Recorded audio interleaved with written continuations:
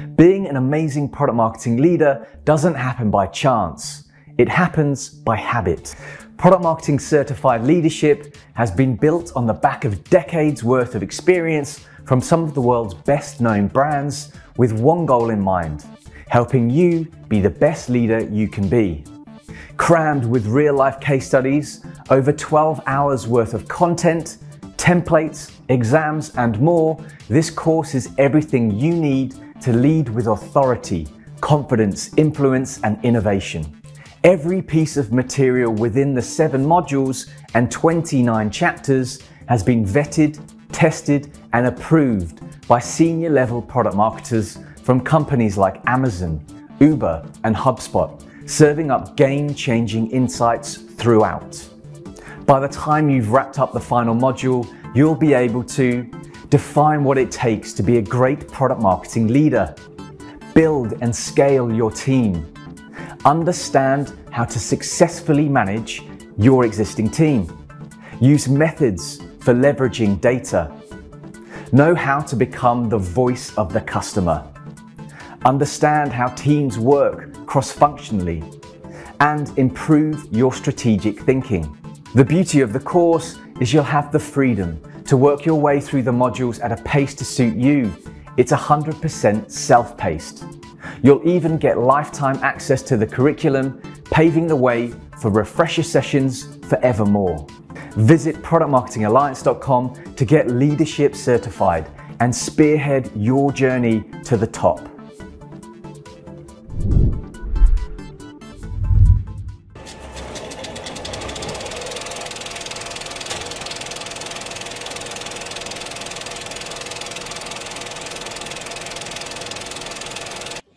Hi everybody, welcome back to the Customer Marketing Summit. So we've got another fantastic session for you here now.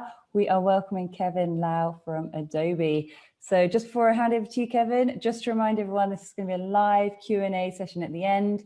So feel free to ask your question in the comments section, and I'll be putting them to Kevin afterwards. So the stage is yours. Cool.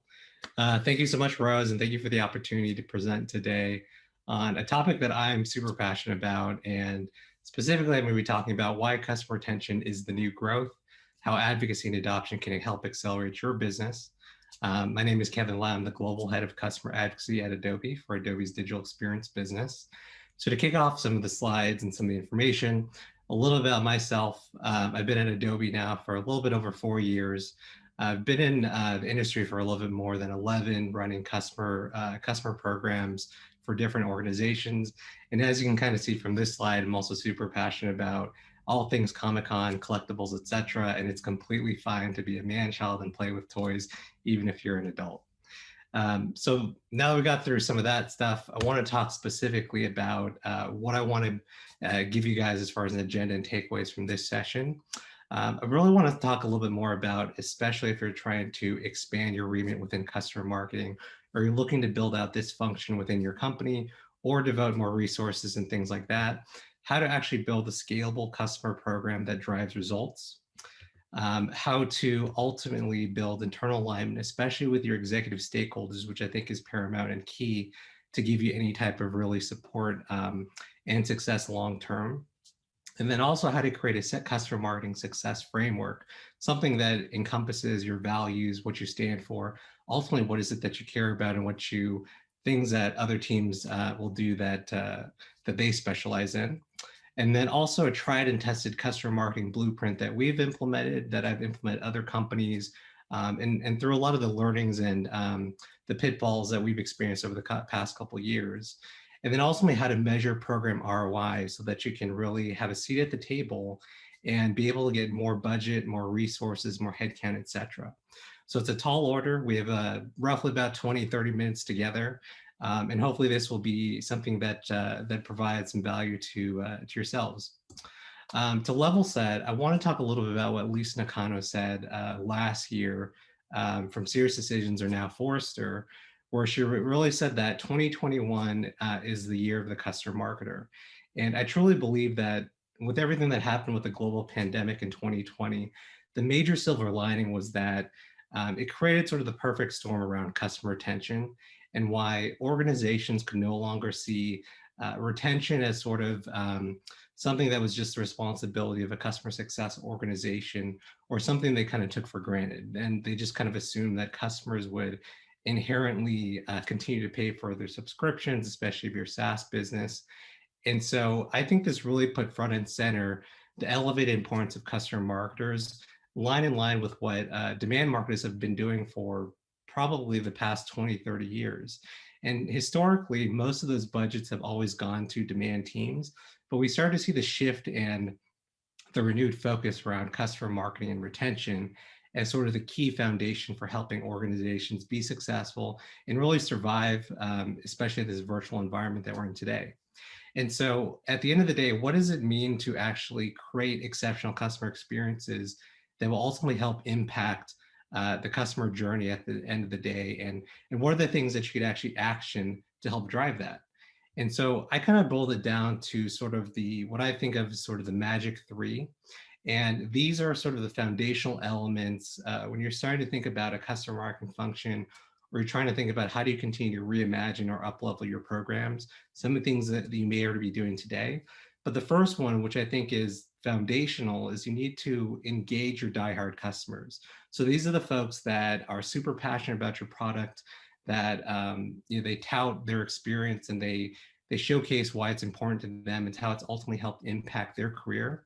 In our particular example, when I joined Mercado back before we even were acquired by Adobe, I was talking to the folks that we call our Mercado Engaged Champions.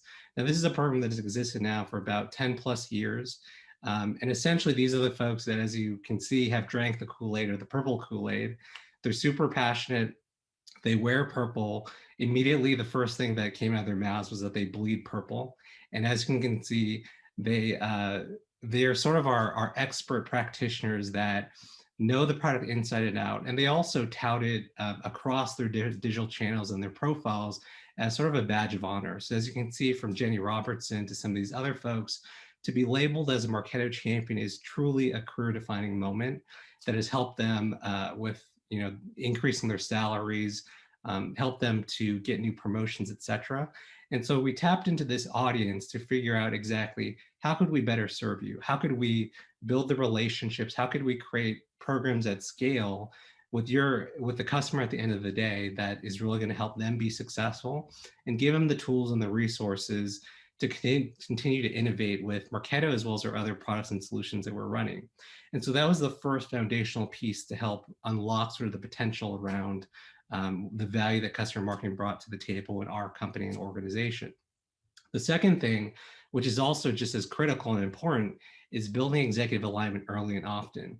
And I think this is often one of the things that is sometimes overlooked because it seems so obvious, but especially if you work at a startup company, you work at an enterprise organization, there's always political change. There's always new people joining, people leaving. And so being able to build that alignment early and often is critical to your own success. And I've kind of boiled it down to sort of these four things that you want to think about, especially as you're engaging new leadership and especially if you're trying to get your name out there. And when we went through this acquisition process from Mercado to Adobe, we went from roughly about 1,500 employees to over 20,000. And so the scale of magnitude to be able to make an impression, be able to engage that audience became even more critical, especially when you work in a matrixed organization like Adobe. And so what it began with is looking at what are some of the shared goals and responsibilities that customer retention will have for the broader organization in the company. And so things about, how can you influence customer experience? Well, that's really not just one team or one mission's responsibility. It goes through both marketing, sales, customer success, support, to really influence what does that customer journey look like and how can you create magic moments for those customers so they want to continue to do business with you. The second thing that's also super critical and important is about over communicating frequently. Even if you have something that doesn't seem that important, I guarantee you, as you can start to get more face time, whether it's in their team meetings or email updates or newsletters or whatnot, if you can get more face time and visibility to your leadership, and they can start to see the programs, the work that you're doing collaboratively across the organization, this is when it starts to become more top of mind for them. The third thing is give credit along the way. And these are folks that, whether it's your executive stakeholders, some of their lieutenants, the folks that are really leaning into your programs and investing the time and resources and saying that, hey, this is important enough for the company to really rally behind, those are the ones that you want to continue to build those strong relationships with. And then the fourth one is being able to share results on a regular basis. So this goes hand in hand with all the other three elements, but it's really about showing them the success or the progression that you're making over time. And it doesn't have to be, huge inroads that you're influencing, tens of millions of dollars necessarily. It could be some of the foundational things that are helping to pave the way for some of your future programs and some of your expansion work that you're really focused on to help drive retention and renewed interest around how to protect your customers long term. And so with those two foundational elements around engaging your stakeholders internally and then talking to your diehard customer fans, the third one, which is also critical, and I think of it as sort of like a three-legged stool, is about how do you actually build a customer marketing success framework. And these are things that really speak to what are your values, what are the things that your team stands for, and also what are the things that your team doesn't stand for, and be very clear and precise as far as what is your remit or what is your charter, so that other teams internally can understand it, but also your customers that you're going to be working with very closely. So we actually created a slide that looks like this, that basically says, what are the things that we don't do? So we don't do retention save plays, which is historically around what a customer success function has been focused on. We don't necessarily do renewal marketing in the sense that we drive pipeline or progression to help influence a renewal deal.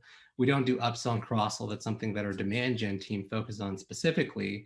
And we don't do customer references, which is something that our corporate marketing team focuses on.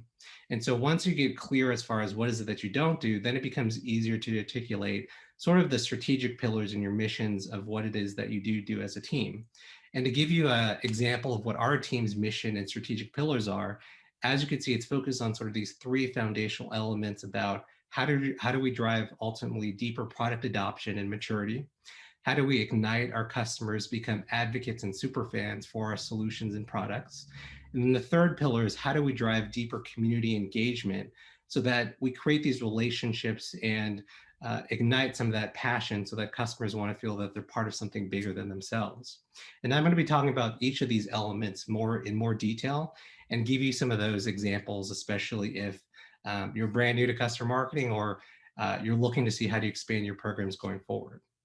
So the first foundational element really comes down to community. And I look at this as sort of the backbone that makes everything else work from your customer programs on up. And I think it really comes down to building connection and purpose and having that shared experience around, how can you create these magic moments where people feel like they're able to talk shop, they feel like they're part of something bigger than themselves. And it doesn't necessarily have to be an online forum, which is what traditionally, I think from a B2B context, what community is kind of labeled at. It could even be just two people talking together on a Blue Jeans call or a Zoom conversation, and it could eventually scale out to include dozens of people to not hundreds, if not thousands of individuals. But it ultimately kind of gets created based on a shared understanding or a mission or a feeling that they're part of something where they feel like there's something special there and they want to continue to grow it and they feel inherently responsible for driving community. In our particular case, we have a number of different community channels that we look at. The first one being our Adobe Experience League, as well as the Marketing Nation community for some of our customers. But then beyond just kind of our online forums, you could also think about things like user groups, meetups, user conferences like our Adobe Summit.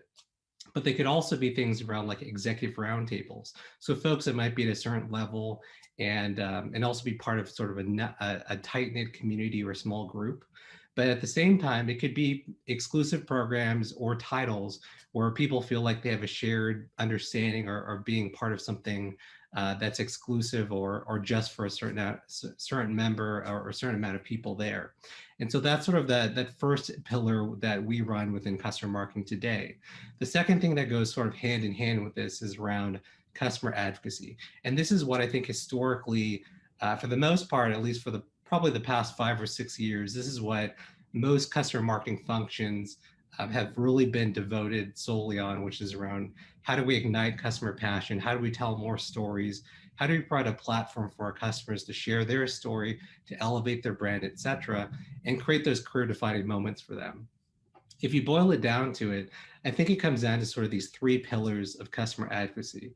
It's about personal branding, it's providing peer networking, and then it's also rewards and recognition to elevate that experience for your customers. So we'll talk about a little bit about each one of these in a little bit more detail. From a personal branding standpoint, these could be things as simple as some thought leadership opportunities, from speaking at your events, to talking to media, to talking to your PR stakeholders. But it also could be things around being involved in some of your product beta testing, or being part of some of these elite programs that you might be running, from like a customer advisory board to anything around being an expert practitioner. But ultimately, at the end of the day, it's about how can you help your customer really achieve that next promotion, help them double their salary, or get to that next threshold. From a peer networking standpoint, this goes hand in hand with some of the community elements I talked about on the past couple slides, but it's giving them that sort of anchor where they can kind of come together, talk shop, and share those experiences. And then the third one, which I think most companies, they tend to think that it has to be just swag or tangible goods and things like that, but it absolutely doesn't have to be. It could also be program titles. It could be recognition from a customer rewards program. It could also be, you know, product features and being early adopters to your technology. And also from a gamification standpoint, having access to different levels and points within your own community. Now, to take it a little bit step further, especially since we're talking to a product marketing audience or product managers as well, there's other ways that you can leverage your advocates today. So whether you're looking at, you know, getting feedback on your product roadmap, if you're looking for help around your go-to-market strategy, if you're looking for, especially if you're going through an M&A experience, these are all ways that you can tap into your advocates to find out what is ultimately the voice of the customer and what's going to move the needle and what's going to drive awareness from some of your initiatives, and ultimately create social proof and how that can make inroads to things that you're working on specifically. To give it a little bit more context, I want to give you an example specifically from one of our best advocates. Her name is Jess Cow. And as you can kind of see from the slides here, she actually started her career 15 years ago as a cancer biology student at Stanford. And one day she decided to make the shift in the career into marketing operations. And she met some of her colleagues and friends, and they told her about all the great things you could do with MOPS. And she got really passionate about that. And she ultimately became an expert in all things Marketo. And then she wanted to become a Marketo Engaged Champion, as well as a user group leader for us. And these are programs that existed for 10 plus years. And she was there at sort of the very foundational elements when this product and this career was really kind of transforming what the marketing operations professional was all about. And then a couple of years ago, I actually spoke to her. She was one of the first real customers that I spoke to really think about what are the programs that we want to be known for, how do we transform our current landscape. And she really helped us reimagine what does that customer experience look like for Marketo, then ultimately for Adobe down the road. And then she also spoke at some of our summit conferences over the past 5 years. She ended up winning what we call our Marketo Engage Revy Award. And then more recently, when we went through the acquisition from Marketo to Adobe, she actually spoke main stage on our summit conference to kind of rally the troops and drive the passion around why Adobe's continue investing in the marketing automation space. And she spoke with some of our executive stakeholders at Adobe. And then today she went from an individual contributor to now a senior director of demand ops, and incredibly proud of her journey and what she's been able to accomplish. But Jess is also just one example of a number of different situations, as you kind of see from these slides, of how some of our customers have really been able to see the impact that our programs and our technology has been able to do for their own careers. And I think it really comes down to how can you create ultimately these magic moments that are going to drive deeper impact, build the relationship, and ultimately create community for your customers. So that's the second thing that I want to cover from community and advocacy. The third pillar, which I think is also just as critical and foundational to everything else, is about adoption and customer retention efforts. So when I think about this, it's really about value realization. It's how do you drive deeper product maturity, And how do you reinforce learning so at the end of the day, your customers understand when they go through their onboarding experience, what are the exact things that they should be implementing? What are the things that they should be avoiding? And what are the pitfalls that that other customers have gone through that they can learn from through that experience? And I think by having both an advocacy and an adoption team together under one roof, it really creates this synergistic relationship where adoption is the on-ramp to advocacy. As more customers become adopted, by default, they want to become advocates. But at the same time, those advocates want to share their story, their experience. And so we've actually used our advocates to help fuel our adoption programs and actually create content. And I'll give you a playbook exactly how that works and how you could put it together. And having built really those two things under one umbrella drives the greatest impact for customer experience. So when you start to think about, building a scalable customer adoption framework, always think about it from the customer lens. How does it start and end with the customer? And what is it that they need to be successful? So if you break it down into its components, it's looking at these 5 different stages. The learn phase is kind of understanding what are some of the program requirements? What is it that we want to actually create that's going to be helpful for the customer to drive deeper product maturity? And then this is also the most critical phase. It's actually listening and having those informational customer interviews and talking to your customers to map out what are some of those paths to success that they found and what are some of those pitfalls that they could avoid. And then the third phase is actually creating that content and developing those programs, whether it's a nurture program, an in-product guide or something like that. And then being able to deliver that in relevant places, exactly where the customers need them. And then simply being able to measure and continue to optimize that journey so that you're making improvements along the way. So to give you a full-blown example, if you're, for example, you wanted to create a customer adoption program and specifically a series of email nurtures, you can think about it from 4 different angles. The first one would be like an onboarding nurture, where you're thinking about what is the first 30, 60, 90 days that a customer needs to learn. What are some of the tips and tricks to help them with their implementation, et cetera? And then as that customer gets a little bit more familiar, what are some of the a little bit more advanced tools and skill sets they should be aware of at that point, all the way to the time that they're more of a mature customer, maybe they've been using it for a number of years. And what are some of those additional tips and tricks to help them be successful and get more value from your products and solutions? And I think once you've done all those 3 things, it then lays the foundation for being able to convert these customers into those raving fans and then have their permission to ultimately be able to cross-sell and upsell them on future products once they've first seen the value. Now, in terms of other ways, there's in-product guides that could help along that journey, especially when they're inside the product and playing with it every single day. And then in terms of the content examples, what does this actually look like? Well, it could be in the form of interviews and surveys. It could be email nurtures. It could also be video content that you filmed, and also blogs and user-generated content that other customers can learn from.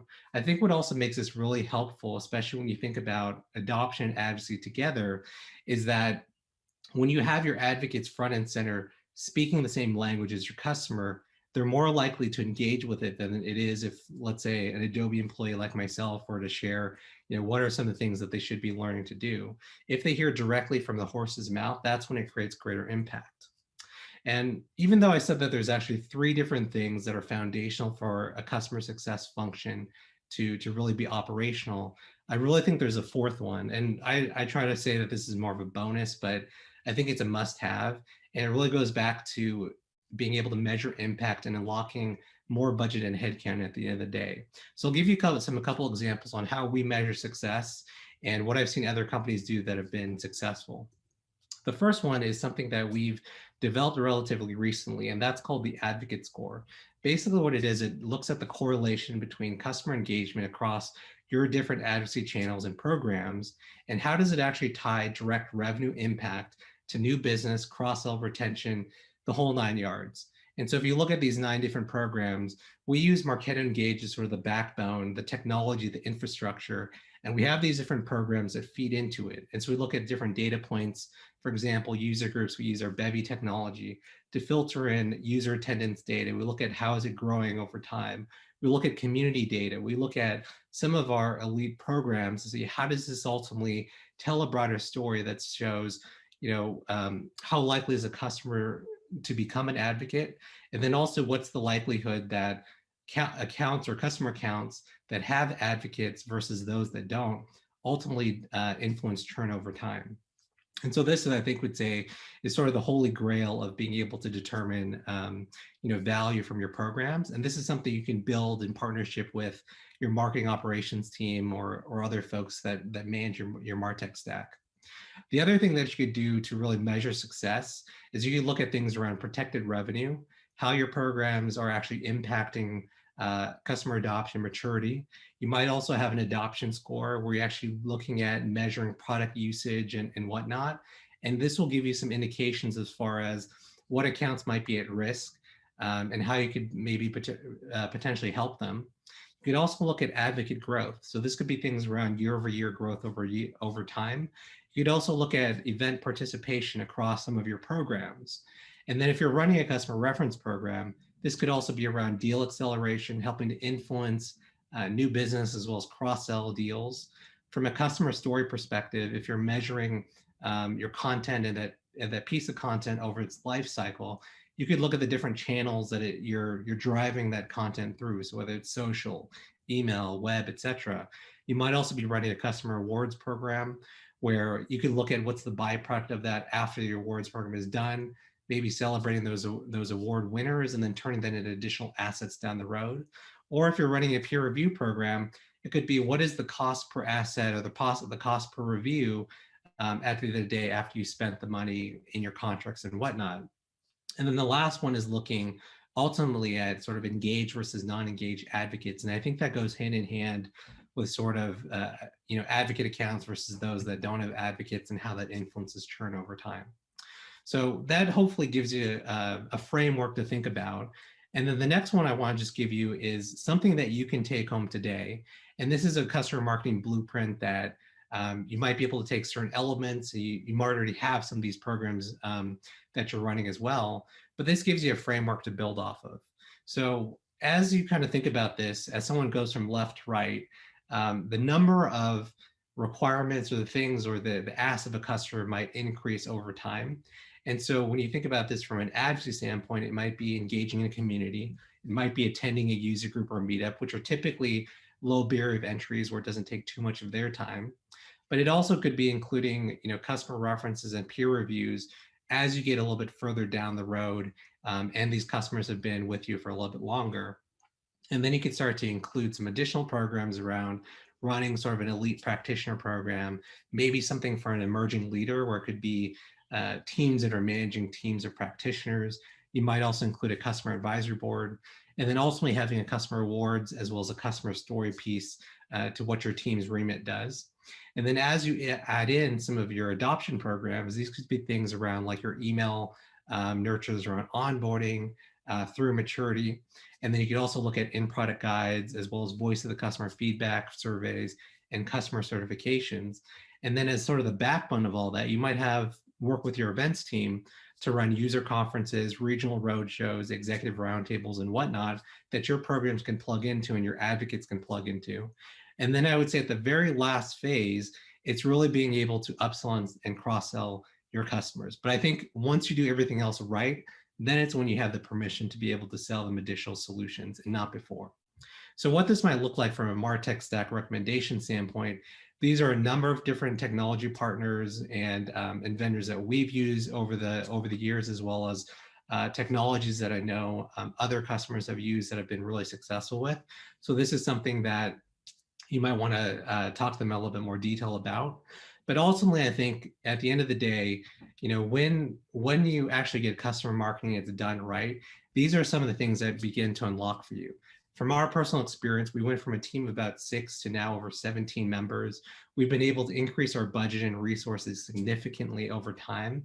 We've actually expanded our remit from 1 to over 8 different products and solutions.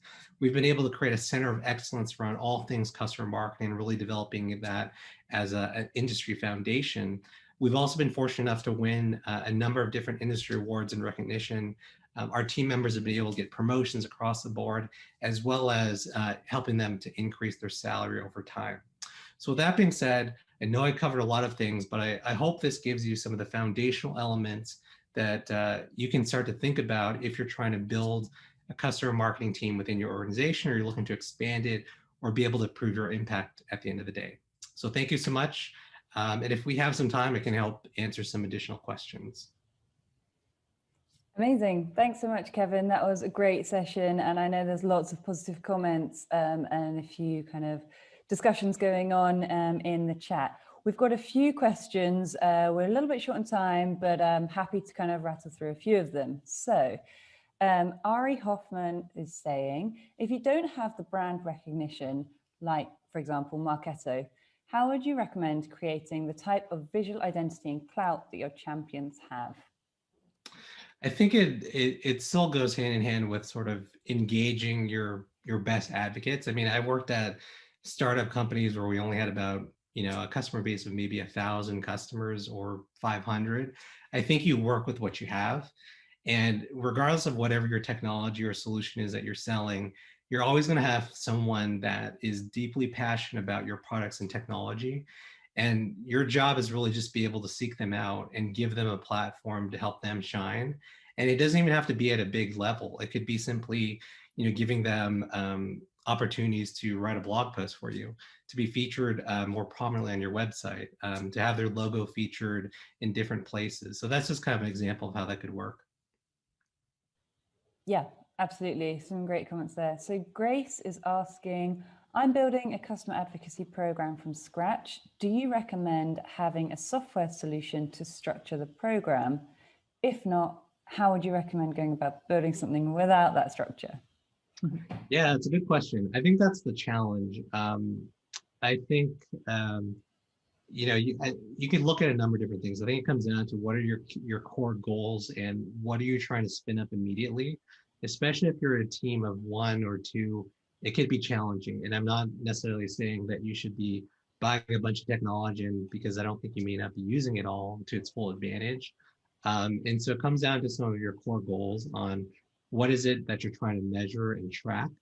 I remember early days, I simply worked off of a spreadsheet, like a Google spreadsheet. And so eventually over time, you get a little bit more sophisticated, but I think it comes down to being able to crawl before you run. And so maybe really just evaluating with your team internally, what is it that you're trying to accomplish first? And then maybe talk to some of these vendors and see if it makes sense to partner. If not, it could be something that's homegrown and you do it yourself. Great. So we have a final question as well from Christina. I know there's a lot of kind of comments and chit chat and people having their say in the chat. So Kevin, I'm not sure if you've got time, but if you want to jump into that after Sure. this, then there's a few more points there. But yeah, we'll wrap up with Christina's question, which is, it'd be really interesting to know how much the segmentation has helped Adobe find your ambassadors. Yeah, I mean, we look at it from a number of different ways. We kind of classify it as sort of like enterprise customers versus sort of growth or smaller size organizations. But oftentimes, especially when you think about it, the experience that you're having across different segments, the customer experience journey could be very similar, or it also could be the same thing. So even if you have accounts that are very small, or you have ones that are very large, I think there's an underlying shared experience that these customers are going through. It could be a pain point that you're trying to solve. And so I think what ultimately is helpful is when you start to have these customer interviews and you start to talk to your customers more directly, this is when you're going to start to unlock those deeper conversations on what can you do specifically to help drive the needle, to help them get more adopted and see value. Absolutely. So massive thank you again, Kevin. Yeah, in terms of kind of people touching base with you further, is there somewhere you'd prefer for people to reach out? Yeah, I mean, if you guys want to connect on LinkedIn, if you want to do a more personalized deep dive discussion based on your own use case, I'm happy to chat with you guys a little bit more. And I really, my mission here is I want to be able to share this information as more widely as possible so we can continue to grow this community. I think we're still very much in our infancy, and I definitely want to see more customer marketers, have that attention and get that visibility with their companies. Great to hear. Perfect. Well, thanks very much. And yeah, stay tuned, guys, because we're straight on to the next session. Great. Thanks again.